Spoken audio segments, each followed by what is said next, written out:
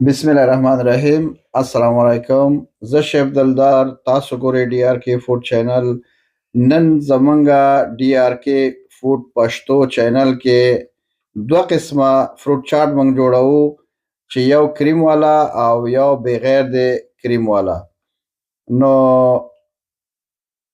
دا فروټ چاټ ډیر زیات ګټور ده، خصوصا په روژې میاشت کې که تاسو دا جوړ کړئ نو ستاسو د بدن ټول ویټامین پوره کیږي. نو تاسو کولای شئ چې په روژه کې جوړ کړئ او ویې خورئ، ځکه چې په روژه کې ویټامینونه د بدن کمیږي او دا تاسو ته پوره انرژي درکوي.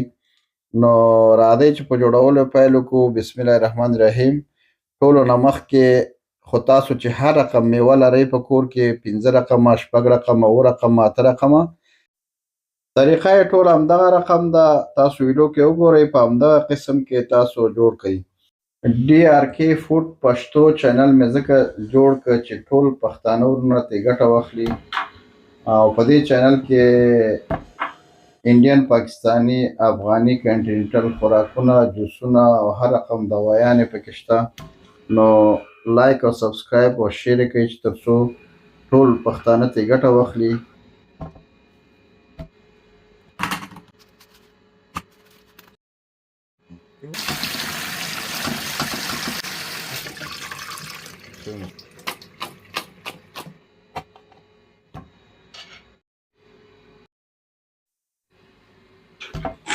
ناک 2 دانې، کیوي 3 دانې او مکینی توت 8 دانې، کیلې 15 دانې، مڼې 3 دانې او انګور 200 ګرامه، اوکاډو 1، کجورې 15، انار 1.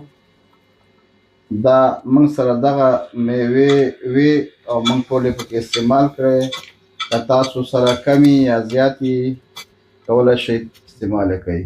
بوره 3 قاشقې د خوراک او شات 3 قاشقې د خوراک. دا به ښه مکس کړئ.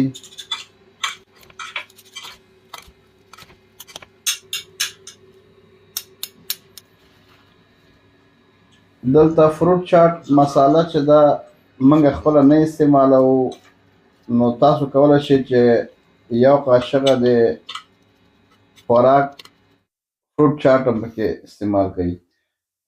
پیره وایه 250 ګرامه یا ملایي او مستې 400 ګرامه. دا به ښه مکس کړئ. مکسولو نه بعد به یو بل ډش یا لوښي کې وباسئ.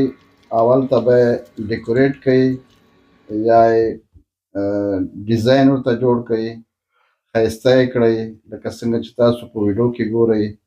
په انټرنیټ کې پښتو ته هېڅ کار نه ده شوی، نو دا پښتو چینل مې جوړ کړ چې خپلې ژبې ته هم باید چې موږ کار وکړو. تاسو یې کولی شئ چې په هر رقم ښه ښکاري همغه رقم یې جوړ کړئ. دلته موږ د ډیکوریشن دپاره استعمال کړي دي سټرابري او بلوبیري، ریډ بیري، انار او مڼه. د نورو ویډیوګانو دپاره زموږ ډي آر کې پښتو فوډ چینل لایک او سبسکرایب کړئ. کریمي فروټ چاټ تیار شو. ډیزاین هم که، ښایسته هم که. اوس ساده فروټ چاټ یا بغیر د کریم نه دغه فرق ده چې هغه کې به کریم اچوئ، ده کې به مالټه یو دانه زبیښئ پې باندې، او که چېرته مالټه تاسو سره نه وي نو تاسو کولی شئ چې روح افزا شربت پکې لږ ذره مکس کړئ چې تر څو ښایسته شي رنګ یې. او بوره او شات همغونه استعمالیږي، که شات نه وي بوره زیاته کوئ پې. نو دا هم ساده فروټ چاټ هم ډیکور شو او تاسو ولیده ښایسته شو. نو زموږ نننۍ ویډیو پای ته ورسېدله. 2 قسمه فروټ چاټ تاسو ته موږ تیار که. الله دې وکړي چې تاسو ترې څه زده کړي. نو همده سره زموږ ویډیو پای ته ورسېدله. نو راکئ ماته اجازت، بیا به ګورو انشاءالله د یو نوې ریسیپي سره. ښه وخت ولرئ. د الله په امان. مننه ستاسو د توجه نه.